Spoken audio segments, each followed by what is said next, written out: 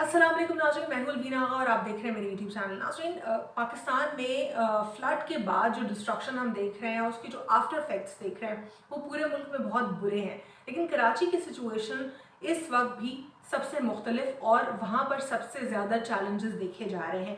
मैं आपको एक एक करके तमाम तर चैलेंजेस कराची के बताऊंगी और ये भी बताऊंगी कि कराची के जो शहरी हैं इस वक्त क्यों सबसे ज़्यादा कंसर्न है कि कराची अनसेफ होता जा रहा है, कराची जो है अनप्रडिक्टेबल हो रहा है, लॉलेसनेस बहुत ज़्यादा हो रही है कराची में। तमाम द सिचुएशन मैं आपको बताऊंगी, साथ ही साथ मैं आपको कुछ स्टैट्स भी बताऊंगी जो कि प्रूव करते हैं कराची पिछले 3 सालों में इंटरनेशनल वेबसाइट के ज़रिए मैं आपको स्टैट्स बताऊंगी और आपसे शेयर करूंगी कि वहाँ पिछले 3 सालों में क्या बेहतरी थी और क्या बुराइयाँ हुई, और मज़ीद साथ ही साथ अब की क्या सिचुएशन है और इस वक्त कौन कौन से चैलेंजेस दरपेश है कराची वालों को। कराची वाले इस वक्त गम और गुस्से का शिकार हैं और बिल्कुल बेहतर है बात और बिल्कुल जेन्युइन है कराची वाले ही इंटीरियर सिंध के लिए, क्योंकि कराची भी सिंध का ही सूबा है। अब मैं पहले तो अपने सिंधी भाइयों से गुजारिश करूँगी और कि प्लीज़ बुरे कमेंट से पहले या फिर दिल बर्दाश्त होने से पहले या मुझे बुरा बोलने से पहले ज़रा तहम्मुल सर तसल्ली से मेरी वीडियो को सुन लीजिएगा, क्योंकि हमेशा से जब भी मैंने यहाँ तक कि टेलीविज़न पर भी मैंने कुछ ऐसा नहीं कहा कि मैं किसी एक एथनिक ग्रुप को अटैक करूं। मैंने हमेशा से ठीक तरीके से बात की और मैं किसी इदारे की तरफ इशारा कर रही थी। तो लोगों ने मुझे मैसेज किए और लोगों को बहुत बुरा लगा और लोगों को लगा कि शायद मैं सिंधी एथनिक ग्रुप के हवाले से अटैक कर रही हूँ। मैं सिंधियों के हवाले से कोई अटैक नहीं कर रही, क्योंकि मेरा खुद अपना ताल्लुक सिंध से ही है।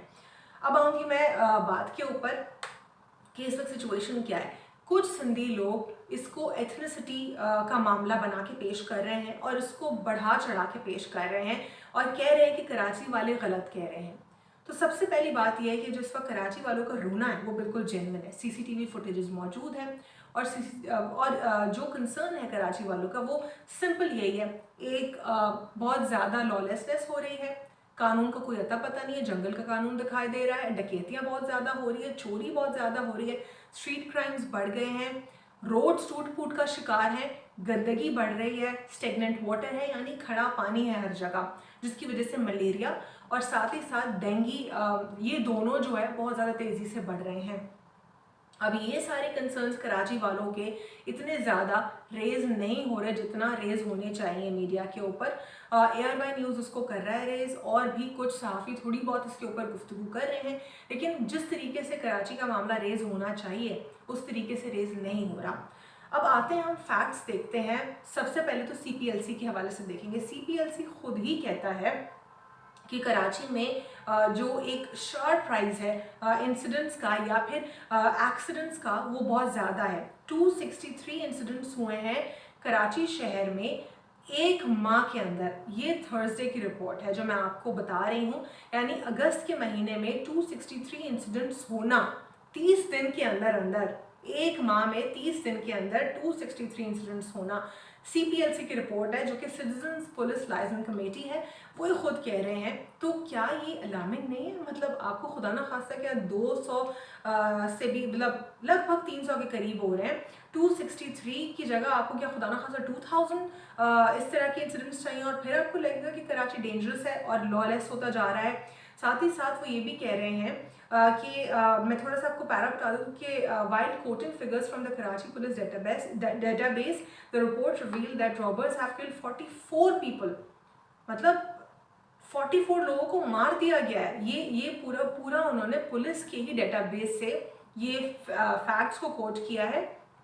साथ ही साथ वो ये कह रहे हैं कि CPLC has recorded a significant increase in incidents of mobile phone and motorcycle snatching and vehicle theft compared to the corresponding period last year। जो लास्ट ईयर की स्टैट्स है उससे CPLC बता रही है कि जो मोबाइल छीनने के वाक़यात हैं और जो मोटरसाइकिल या फिर गाड़ी के छीनने के वाक़यात हैं पिछले साल में इतने नहीं थे। साथ ही साथ 44 लोग अपनी जानों से हाथ धो बैठे, 263 इंसिडेंट्स हुए। ये सब कुछ एक माह के अंदर अंदर हुआ है। मजीद वो कहते हैं कि as per the report, armed robbers snatched 450 motorcycles and 2,677 mobile phones during August. Meanwhile, 12 vehicles were snatched and 155 were stolen in the city. 1 case of kidnapping of ransom and extortion was reported in the period. मतलब ये अभी भी alarming नहीं है आपके लिए? अफसोस का मकाम है। ये हो क्या रहा है? पिछले 1 माह के अंदर ये सब कुछ हो रहा है। और साथ ही साथ वो ये कह रहे हैं, it is pertinent to mention here that as many as 57,836 incidents of street crimes were reported across the city during the first 8 months of this year. ये पूरे 8 माह के स्टैट्स हैं, जहाँ पे आपको बताए गए हैं कि ये पूरे 8 माह के कितने स्टैट्स थे, और 1 माह के स्टैट्स देख के तो बहुत ही खौफ आ रहा है। A total of 350 people were killed and almost 270 people sustained injuries during separate crime incidents in the period. 59 citizens lost their lives over resistance to the smuggling bids in different parts of the city. अच्छा, ये जो पूरी stats share की गई हैं पूरे 8 माह की यानी लगभग 1 साल की, जिसमें 350 लोगों को मारा गया, गोली मारी गई उनके ऊपर, उसमें से 270 लोग बच गए और पीपल सस्टेन द इंजरीज, और इसके अलावा बाकी जो अनफॉर्चुनेटली वो अपनी जानों से हाथ धो बैठे। ये फिगर पूरे साल का है अमवात का, और वो 1 माह की अमवात का फिगर है। मतलब दैट इज़ एक्सट्रीमली पैथेटिक कि इस वक्त जो सिंध पुलिस है दैट इज़ कम्प्लीटली फेल्ड। साथ ही साथ हम ये भी देख रहे हैं कि सिंध पुलिस जो है इस वक्त इररिस्पॉन्सिबल स्टेटमेंट्स का मुजाहरा कर रही है। सितंबर की अगर हम बात कर लेते हैं, on September 5th 3 station house officers SHOs of Sindh Police in Karachi were suspended over their alleged failure to control street crime। ठीक है, आपने कुछ jurisdictions के SHOs को तो आपने हटा दिया, आपने उनको सस्पेंड कर दिया, लेकिन what about other SHOs और what about whole police force, what about lawlessness in Karachi? ये सारी जो सिचुएशन हम देख रहे हैं वो किसी को सस्पेंड करने से तो नहीं होगी ना। ठीक, इसको ठीक तरीके से अगर आप गवर्न करेंगे तो आपके मामला दुरुस्त होंगे। साथ ही साथ मैं अगर आपको एक और चीज़ यहाँ पे बताती चलूँ कि इसमें एक इंटरनेशनल वेबसाइट है, वो बेसिकली आपको स्टैट्स बताती है। बहुत सारे लोग किसी मुल्क जा रहे होते हैं, बहुत जो दीगर ममालिक है वहाँ पे तो ऐसा होता है अक्सर, जैसे ही बच्चे 18 साल से बढ़ जाते हैं तो वो अपनी जो है अपने पेरेंट्स से दूर हो जाते हैं अपने पढ़ने के लिए, कमाने के लिए। वो ज़रूरी नहीं कि अपने मुल्क में ही अलग हो, वो दीगर ममालिक में भी चले जाते हैं, जिसका जहाँ पे इंटरेस्ट होता है या जिसको लगता है कि वो उस फील्ड में एक्सेल करेगा और ये मुल्क उसके लिए ज़्यादा अच्छा है, तो वो उसकी पहले रिसर्च करते हैं। बहुत सारी एप्लीकेशंस हैं, वेबसाइट्स हैं, जिसमें से नंबेओ जो है वो भी एक इंटरनेशनल वेबसाइट है, और वो आपको बताती है दीगर जितने भी दुनिया में ममालिक हैं उसके हवाले से। इसको आप ख़ुद भी रिसर्च कर सकते हैं। इस पर NUMBEO ये आप गूगल पर अगर डालते हैं और आप इसके ऊपर स्टैट्स देख रहे होते हैं किसी भी मुल्क की, कौन सा मुल्क कितना सेफ़ है कितना अनसेफ है, ये आपको सब बताता है। इसमें मैं कराची के हवाले से इसका इंडेक्स चेक कर रही थी कि अच्छा, ये भी मैं आपको बताती चलूँ कि इसकी फ्रीक्वेंसी अपडेट होने की क्या है। इसकी फ्रीक्वेंसी होती है सालाना, यानी 1 साल में एक बार ये अपडेट होता है। पूरी स्टैट्स इकट्ठा की जाती हैं और ये रेलिवेंट अथॉरिटी से इकट्ठा की जाती हैं। जिस तरह पाकिस्तान में अगर हम देखते हैं तो ब्यूरो ऑफ स्टैटिस्टिक्स या गवर्नमेंट की कुछ पोर्टल्स है, वहाँ से स्टैट्स देखे जाते हैं और ठीक रिसोर्सेज से उनको उठा के और फिर उनको क्रॉस चेक करके यहाँ पे डाला जाता है। तो ये ऐसा नहीं है कि आप इसको कह सकते हैं कि 100% एक्यूरेट है, लेकिन ऐसा भी नहीं है कि ये बिल्कुल ही जो है इररेलेवेंट है।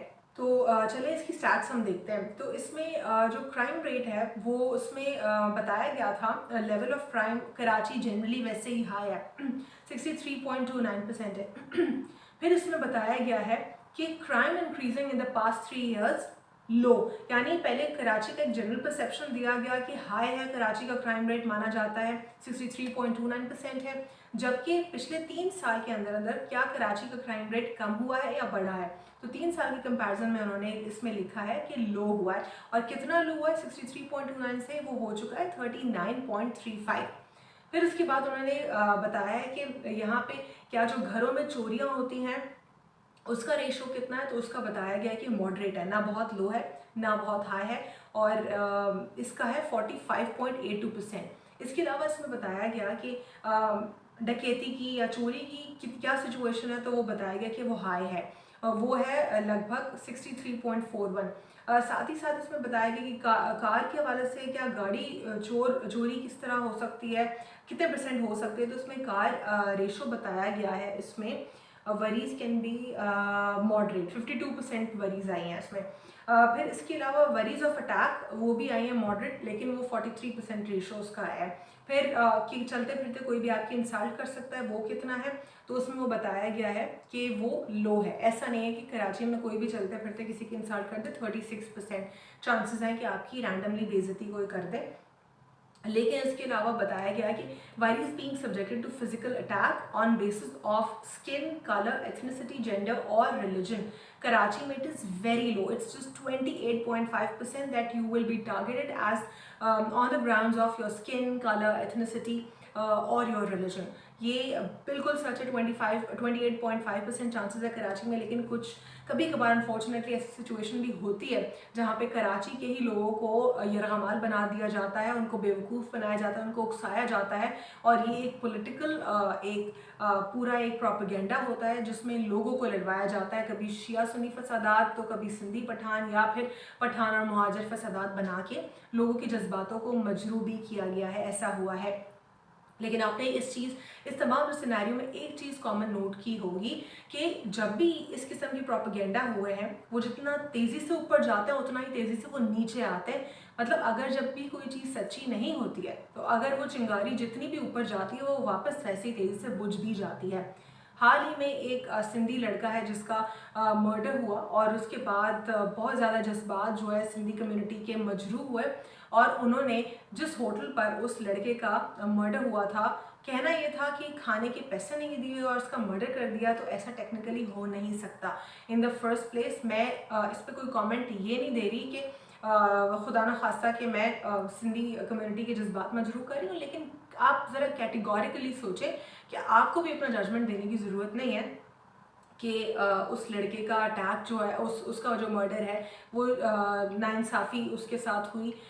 हम लोग को पूरे केस की स्टोरी नहीं पता, क्योंकि ये पॉइंट्स रिवील हुए थे कि वहाँ पे कोई और मामला थे। मैं वो पूरी स्टोरी रिपीट नहीं करना चाहती, क्योंकि अगर मैंने वो पूरी फैक्ट्स रिपीट किए तो लोगों को लगेगा शायद मैं किसी के जज्बात मजरूह कर रही हूँ। लेकिन क्रक से बताती जाऊँ आपको कि अगर आपको लगता है कि किसी छोटी सी बात के ऊपर, या अगर कोई किसी को एक टाइम के खाने के पैसे ना दे और वो गन उठाकर उसका कत्ल कर दे, तो ये मुझे कोई एक इंसानों वाली बात नहीं लगती। ऐसा हो नहीं सकता। बहरहाल अब आगे बढ़ेंगे। तो उस वक्त भी आपने देखा होगा कि अफ़गानियों से पहले बात स्टार्ट हुई थी, फिर उसके बाद हर पठान के होटल पर जाकर अटैक किया गया, और जिनका कोई लेना देना ही नहीं है। पूरे मुल्क में एक मुनाफरत की सूरत हाल थी, और बहुत मुझे तकलीफ़ हो रही थी देख के कि सिंधी और पठान एक दूसरे को मार रहे हैं, जलाओ घिराव हो रहा है, दोनों तरफ से होता रहा, किसी एक तरफ से नहीं हुआ। लेकिन मेरा कहने का मकसद ये है कि सिंधी कम्युनिटी ने ज़रा इसको ज़्यादा बढ़ावा दिया इस मामले को, और इसको जो मर्डर केस था उसको कोर्ट तक महदूद नहीं होने दिया। अगर कोई भी मर्डर होता है तो लॉ इन्फोर्समेंट एजेंसीज का काम है उस कल्प्रिट को सज़ा देना, और आपका काम नहीं है स्टेट के मामलात में अमल दखल देना। तो आग इस तरीके से लगाई गई कि तमाम तर पठानों को यरगमाल बनाया गया, फिर पठानों की तरफ से भी रिटेलिएशन हुई, और ये कंटिन्यूड रही, और बहुत टाइम तक बहुत डिस्ट्रक्शन हुई। अब दोबारा जब हम देख रहे हैं कि जो अफ़गानी है अभी हाल ही में किस कदर उन्होंने जानवरों वाली हरकतें की, उस वक्त भी पुलिस के ऊपर बहुत सारे सवालिया निशान आए कि एक मैच हारने के ऊपर एक तो हमारे ही टुकड़ों पर पल रहे हैं और हमारे ही लोगों को यरगमाल बनाकर उनके साथ बदमाशी कर रहे हैं। इस पर जो है पुलिस ने बाद में एक अच्छा काम किया कि उनको अरेस्ट किया, और कहा गया कि काफ़ी ज़्यादा लोगों को अरेस्ट किया जा रहा है और ये पूरा क्रैकडाउन जारी है उनके ऊपर। लेकिन मसला यहाँ पे ये है कि ये सारी सिचुएशन सामने आती ही क्यों है, आखिर पहले क्यों उसके ऊपर ठीक से काम नहीं होता। इसी तरह असॉल्ट और रॉबरी का भी बताया गया है बहुत हाई है, और करप्शन और ब्राइबरी का जो कराची में बताया गया उसमें तो लिखा हुआ है वेरी हाई, और 81.2% बताया गया है कि कराची में सबसे ज़्यादा हाईएस्ट करप्शन है। तो ये पिछले एक साल की स्टैट्स थी जिसमें अच्छी चीज़ें भी थी, अच्छी बहुत कम थी, ना होने के बराबर 3-4 पॉइंट्स अच्छे थे और बाकी सब बुरी थी। लेकिन मेरा बताने का पूरा स्टैट्स बताने का मकसद ये था कि पिछले 3 सालों में 63 से 39 पर आया था क्राइम रेट, जबकि अब क्राइम रेट बहुत ऊपर शूट कर चुका है। ये सारी सिचुएशन बहुत सारे कराची वाले ये कह रहे हैं कि जो फ्लड विक्टिम्स आए हैं इंटीरियर सिंध से, उनकी वजह से हो रहा है। अब अगर देखा जाए तो ऑल ऑफ अ सडन एक शहर के हालात ऐसे नहीं बिगड़ सकते। आखिर ऐसा क्या हुआ? ये नहीं कह रहे कराची वाले कि निकाल दो इनको यहाँ से या ये सब ऐसे हैं, लेकिन उनका कंसर्न बिल्कुल जायज़ है क्योंकि एक शहर के हालात, आखिर एक माह में 44 लोगों को कत्ल कर देना, उनको जानों से उनकी जानें जो है वो अपनी जान से हाथ धो बैठे, साथ ही साथ 263 इंसिडेंट्स हो जाना एक माह के अंदर, एक डकैती के, चोरी के, नुकसान के, आखिर ये कैसे पॉसिबल है? कोई तो उसके पीछे रीज़न होगा। साथ ही साथ यहाँ पर भी सिंधी कम्युनिटी मुनाफरत फैला रही है। उनसे गुजारिश है कोई भी एथनिसिटी की बुनियाद के ऊपर ना फैलाएं, हम सब एक हैं, एक कौम है। आप देखिए उन कौमों को जिन्होंने तरक्की की, जो साथ हैं, वो कितना आगे हैं, और हम आज भी सिंधी, पठान, पंजाबी, बलूची यहीं पर फंसे हुए हैं। ये हमारे लिए बहुत अफसोस और शर्म की बात है कि हम आखिर कब इन चीज़ों से निकलेंगे। मुझे ये समझ नहीं आ रहा आखिर क्यों हम इन चीज़ों से नहीं निकल पा रहे, क्यों हम यहाँ पर फंसे हुए हैं। ग्राउंड रियलिटी कुछ तो है, कुछ तो मामला है। यही कराची वाले हैं जिन्होंने हमेशा से खैरात में वो आगे आगे रहे, पूरे मुल्क के लिए उन्होंने चैरिटी की है। कराची वालों का दिल बहुत बहुत ज़्यादा बड़ा है चैरिटी में, और कराची में ही पाकिस्तान के सबसे ज़्यादा अगर काबिल लोग आप देखें तो वो आपको कराची में ही मिलते हैं। यहाँ पे बहुत बड़े बड़े आपको हाई प्रोफाइल ऑफिसर्स मिलेंगे, आपको हर पेशे से यहाँ पे बहुत काबिल लोग मिलेंगे। लेकिन कराची जिस तरह तेज़ी से ऊपर जा रहा था, उसी तरीके से बुरे तरीके से कराची को नीचे लेकर आया जा रहा है। उसका इंफ्रास्ट्रक्चर तबाह हो गया है, जगह जगह टूटी फूटी रोड्स है, बदबूदार सड़कें हैं, कचरा है, पानी स्टेगनेंट वाटर खड़ा हुआ है हर जगह। स्टेगनेंट वाटर से कितनी ज़्यादा डेंगू से कितनी अमवात हो रही है, मलेरिया से अमवात हो रही है। हुनैद लखानी साहब जो बैतुल माल के हेड भी थे पाकिस्तान तहरीक इंसाफ के, उनका भी हाल ही में इंतकाल हुआ। बहुत ही एक झटका लगा। इवन जो दूसरी पॉलिटिकल पार्टीज़ के लोग थे, क्योंकि वो बहुत ही हम्बल शख्स थे और बहुत ही एक अच्छे इंसान थे, तो उनको भी उनका बहुत दुख हुआ। तो उनकी भी डेंगू से ही मौत हुई थी। मतलब ये किस किस्म की सिचुएशन है कि जहाँ पे लोगों की सेहतें महफूज नहीं है। ये बहुत ही अलार्मिंग सिचुएशन है, और कराची वालों के लिए तो जो इस वक्त मेरा कंसर्न है वो बहुत ज़्यादा हाई है, और मुझे बहुत तकलीफ़ हो रही है कराची वालों की तरफ से कि आखिर ये क्यों है, क्यों हमारे साथ ही हमेशा ज़्यादती होती है, हमारे साथ जॉब्स में होती है, हमारे साथ हर तरीके से ज़्यादती होती है, और पूरे पाकिस्तान को चलाने वाला यही कराची है। लेकिन कराची के जो शहरी है उनका कोई पुरसाने हाल नहीं है। आज के लिए इतना ही। अल्लाह हाफ़िज़। God bless you all.